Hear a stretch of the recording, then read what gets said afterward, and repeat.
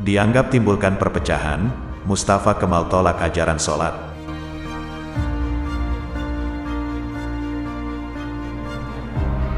Pada masa awal pemerintahan sekuler Mustafa Kemal, tidak serta-merta tanpa perlawanan dari kaum muslimin. Ini membuktikan bahwa rakyat Turki tidak sepenuhnya mengakui Mustafa Kemal sebagai pemimpin Turki yang baru.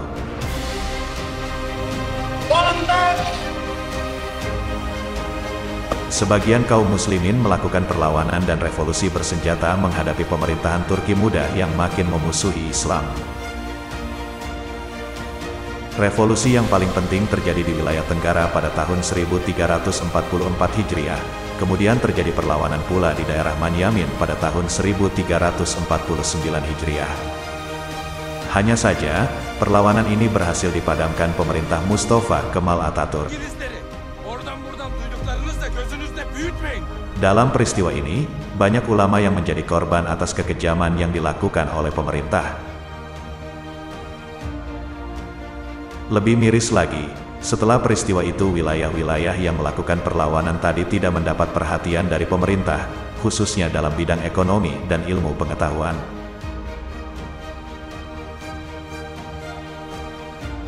Selain itu, ada juga gerakan perlawanan An-Nur, yang dipimpin oleh Syekh Badiuzaman Said An-Nursi, dan murid-muridnya. Berbeda dengan sebelumnya, gerakan An-Nur melakukan perlawanan tidak dengan senjata, melainkan dengan tulisan atau ide. Mereka menulis ide Islam dan menerbitkan beberapa buku-buku keislaman yang diberi judul Risalat An-Nur. Tujuan penerbitan buku ini untuk memberikan penyadaran keislaman, dan melawan prinsip-prinsip Kemalisme dan sekularisme. Jihad yang mereka lakukan hanya melalui lisan. Ini pun membuat Mustafa Kemal merasa tidak nyaman.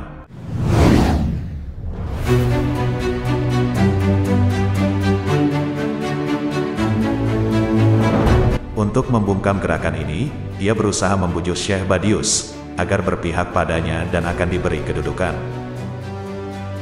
Namun sayang, bujukan dan tawaran dari Mustafa Kemal itu pun ditolak. Bahkan menyikapi Syekh Badius ini, Mustafa Kemal secara terang-terangan menyatakan tidak setuju terhadap ajakannya kepada manusia untuk melakukan sholat, dengan alasan bahwa sholat ini hanya akan menimbulkan perpecahan.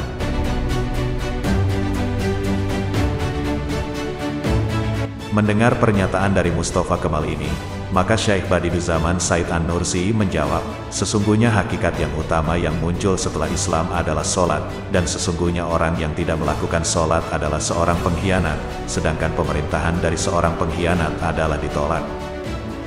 Zulmedenlere kızacak, serzenişte. Akibat perkataannya ini, Syekh Badius dipenjara sebagai hukuman karena berani melawan pemerintah yang sah. Kemudian beliau juga diasingkan setelah dituduh telah melakukan konspirasi untuk menggulingkan pemerintahan.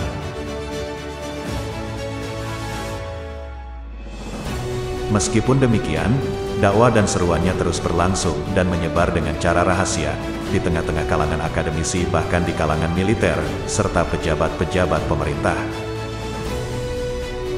Melihat dakwahnya semakin melebar, kemudian dia dihadapkan ke pengadilan dengan tuduhan mengatakan Mustafa Kemal sebagai Dajjal. Padahal beliau hanya mengatakan tentang sholat seperti yang dijelaskan sebelumnya. Saat itulah dia berdiri di depan pengadilan seraya berkata, "Sungguh saya merasa heran, bagaimana mungkin manusia-manusia yang saling memberi salam dengan salam Al-Quran, bayan-bayannya dan mukjizat-mukjizatnya, justru dituduh mengikuti gerakan politik rahasia. Dan pada saat yang sama, orang-orang biadab itu malah diberi hak untuk melakukan pelecehan pada Al-Quran dan hakikat-hakikatnya. Padahal mereka melakukan pelecehan dengan cara yang sinis dan menjijikkan. Setelah itu apa yang mereka lakukan dianggap sebagai sesuatu yang kudus, dengan dalih kebebasan. Sedangkan cahaya Al-Quran yang kini telah bersinar di sekian juta kaum muslimin yang terikat dengan syariatnya, justru malah dianggap sebagai kejahatan, kehinaan, dan kelicikan. Dengarlah wahai orang-orang yang menjual agamanya dengan akhiratnya, yang terjerembab dalam kekufuran yang mutlak. Sesungguhnya aku katakan dengan segala kekuatan yang Allah berikan kepadaku. Lakukanlah apa yang mungkin akan kalian lakukan sesuka kalian, sebab puncak keinginan kami adalah menjadikan kepala-kepala kami sebagai tebusan dari sekecil apapun hakikat dari kebenaran Islam. Pinam ve vücuduna. İnşallah bu yüce mahkeme tarafından bozulur. Dia pun dikembalikan ke pengasingannya hingga tahun 1367 Hijriah, tatkala pemerintah terpaksa harus memenuhi tuntutan masyarakat muslim untuk melakukan aktivitas Bana keagamaan mereka. zulmedenleri dikkatle tahkik etti. Menurut Said Nursi, kekayaan intelektual, budaya, dan spiritual Islam jauh lebih unggul ketimbang pemikiran dan kebudayaan Barat. Selama bertahun-tahun, apa yang diajarkan Said Nursi menarik minat ribuan orang. Ketika mengembuskan napas terakhirnya pada usia 83, Said Nursi memiliki ribuan pengikut di seluruh Turki.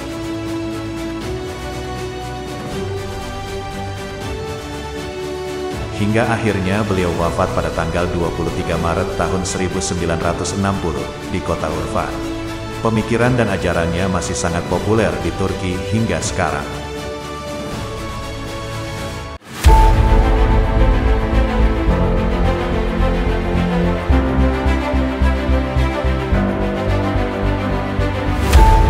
Turki muda mulai menanggalkan peradaban Islam. Mustafa Kemal meniupkan ruh nasionalisme di tengah-tengah bangsa Turki dengan menanggalkan ruh Islam. Dia mempergunakan kesempatan apa yang sering didengungkan oleh kalangan sejarawan, bahwa bahasa Sumeria yang merupakan bahasa orang-orang yang memiliki peradaban lama, yaitu di negeri yang berada di antara dua sungai, memiliki hubungan dengan bahasa Turki. Dia berkata, sesungguhnya Turki adalah pemilik peradaban paling tua di dunia, maka sudah tiba saatnya kini untuk diambil kembali, dan sudah saatnya menggantikan peradaban Islam. Mustafa Kemal menyandang gelar Ataturk pada dirinya yang berarti, Bapak orang-orang Turki. Pemerintahan menaruh perhatian yang demikian tinggi terhadap semua yang berbau Eropa, maka maraklah beragam kesenian dan diukirlah patung-patung Ataturk di lapangan-lapangan yang ada berbagai kota. Perhatian terhadap seni gambar dan musik demikian tinggi. Delegasi seniman berdatangan ke Turki dan kebanyakan berasal dari Perancis dan Austria. Tidak cukup sampai di situ, pemerintah memerintahkan kaum wanita untuk menanggalkan jilbab, dan membiarkan mereka berkeliaran di mana-mana dengan tanpa jilbab. Inilah kebebasan yang dimaksud mereka. Kala itu pemerintah juga menghapuskan qawamah kaum lelaki atas wanita, dengan semboyan demi kemerdekaan dan persamaan. Pemerintah mendorong diselenggarakannya pesta-pesta tari dan drama-drama yang menggabungkan antara lelaki dan perempuan. Bahkan, pada saat perkawinannya dengan Latifah Hanum, putri seorang miliarder Izmir yang memiliki hubungan demikian erat dengan kalangan Yahudi, acara perkawinan itu dilakukan dengan menggunakan cara-cara Barat, sebagai usaha untuk menghapuskan adat-adat Islam.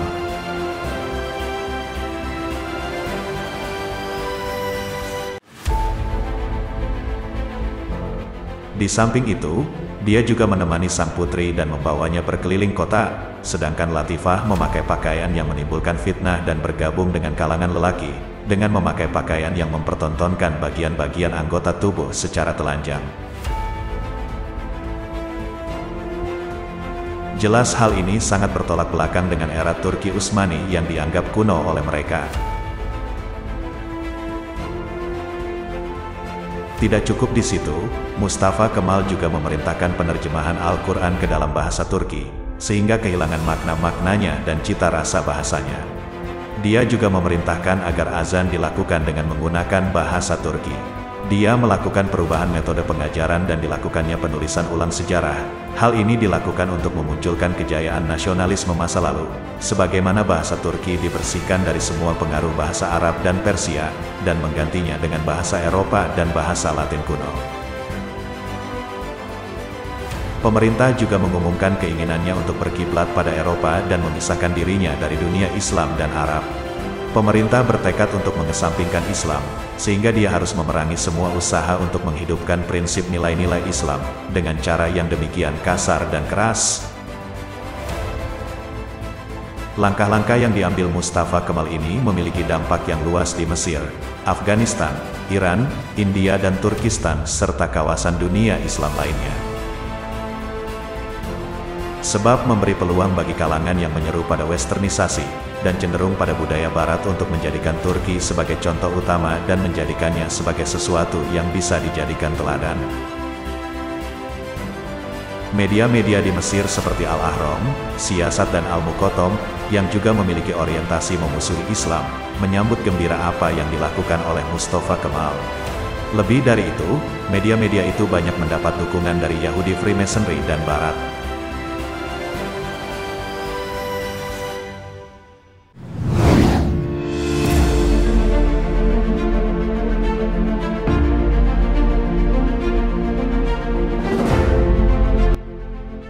Seperti yang dilakukan oleh pemerintahan Bolshevik di Rusia. Media-media tersebut menjustifikasi dan mendukung apa yang dilakukan Mustafa Kemal Atatürk. Peran media-media itu menyebarkan apa yang dikatakan oleh Atatürk di kalangan luas. Di antaranya perkataan Mustafa Kemal adalah Turki baru, sama sekali tidak memiliki hubungan apapun dengan agama. Atau pada saat yang lain memegang Al-Quran di tangannya, dan dengan congkaknya menyatakan, sesungguhnya kemajuan bangsa-bangsa tidak mungkin dilakukan, dengan menerapkan hukum-hukum dan kaidah-kaidah yang telah berlalu beberapa abad lamanya. Pemerintahan Turki Kemalis sekuler bukanlah negara agama dalam bentuk yang serupa dengan Prancis maupun Inggris. Bahkan ia lebih ganas dari itu khususnya dalam memusuhi agama, seperti yang dilakukan oleh pemerintahan Bolshevik di Rusia. Kenapa demikian? Sebab negara-negara sekuler barat yang jadi rujukan Turki muda pun dengan segala macam bentuk perlawanannya terhadap agama, tidak sampai campur tangan dalam masalah penulisan huruf-huruf Injil, atau masuk ranah pakaian-pakaian yang harus dikenakan oleh para pemuka agama, dan membuat hukum yang khusus buat mereka, serta masalah-masalah gereja. Tetapi justru Turki muda berani melakukannya terhadap Islam. Bisa dikatakan pula kala itu, pemerintahan Mustafa Kemal lebih sekuler dari rujukannya sendiri yaitu negara-negara Eropa. Media Yahudi memiliki peran yang sangat besar dalam memasarkan pemurtadan ini, sebagaimana mereka juga memiliki peran besar dalam mendorong Kemal Atatürk untuk melakukan tindakan yang kejam terhadap perlawanan yang dilakukan kalangan Islam. Bahkan di depan matanya digambarkan, bahwa pembantaian yang demikian ganas ini dalam melawan kaum muslimin adalah bentuk perang kepahlawanan. Sebagaimana dia juga selalu berkoar-koar di mimbar-mimbar, agar rakyat Turki untuk meniru apa yang ada di barat salibis, dan mengajak rakyat Turki pada kebebasan yang berbau kekufuran, khususnya bagi kalangan wanita Turki.